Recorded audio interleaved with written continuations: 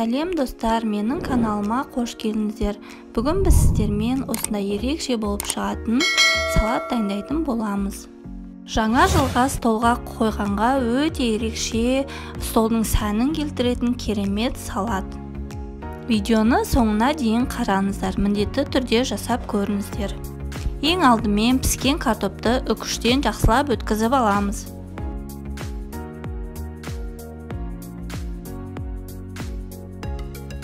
Енді қиярды кубик қылып төртбұрыштап турап шығамыз.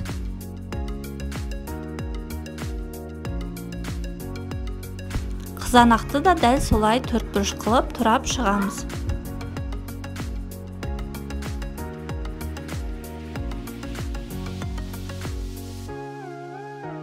Жұмыртқаны да төртбұрыш қылып тураймыз.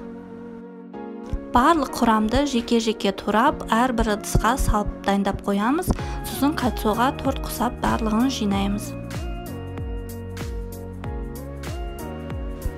Енді тауық етін осылай төртбұрыш қылып турап аламыз.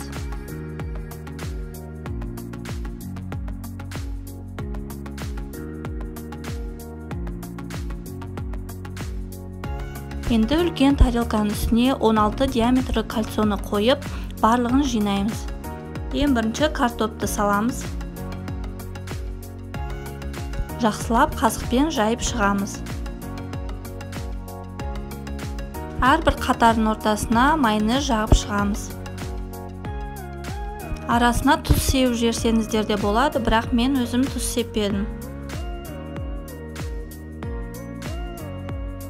Енді қиярды салып шығамыз.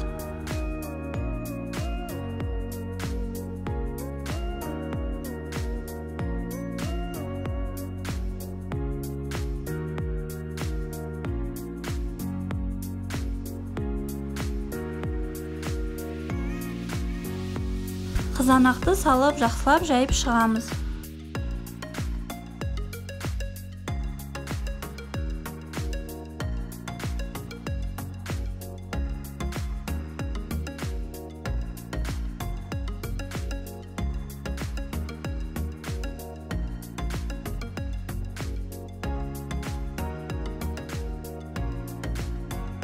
Барлық жұмыртқаны салып жайып шығамыз.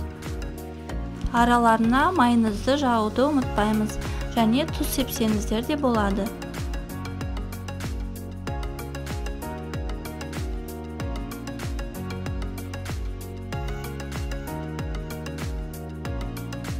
Енді барлық тауықтың етін салып шығамыз.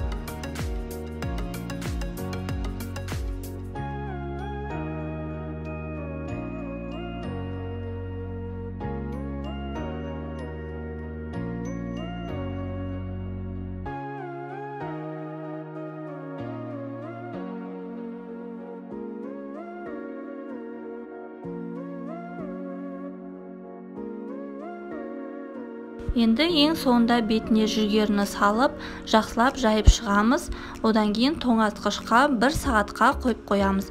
Барлығы сіңіп 1 сағаттай тұру керек.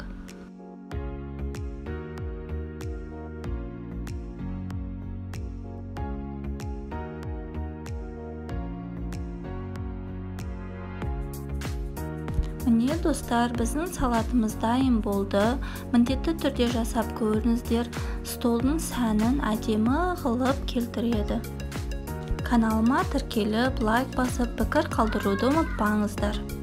Видеоны соңына дейін көргендеріңізге рахмет. Астарыңыз дәмді болсын.